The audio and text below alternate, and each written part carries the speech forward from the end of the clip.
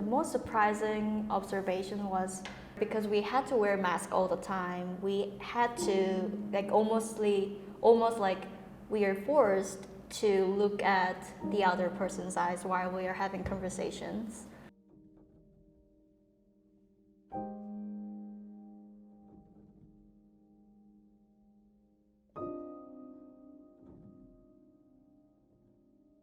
So this is like the gadget that I developed for the experiment, that it keeps the distance in a certain distance, because we had to hang like a mask. We had to hang some kind of string on the ear, and so that we can keep the distance really close. However, if you come closer to look at people's eyes, then that detects the sensor, which is bending sensor. So if like two people try to make an eye contact, then it will detect and try to inject the air inside, so it prevents to have an eye contact. In Korea, we don't tend to look people's eyes that much because that considered as a rude behavior sometimes.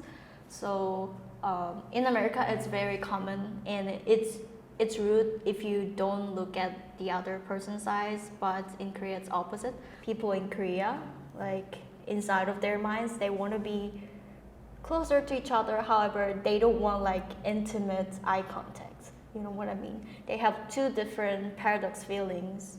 But because of COVID, we had to look at people's eyes more, and like non-verbal communication became more important, because looking at the eyes, and the eyes are the most important communication thing, because we cannot see the other people's mouth or like any facial expressions except eyes, which was very interesting to me. That's why I did this kind of experiment.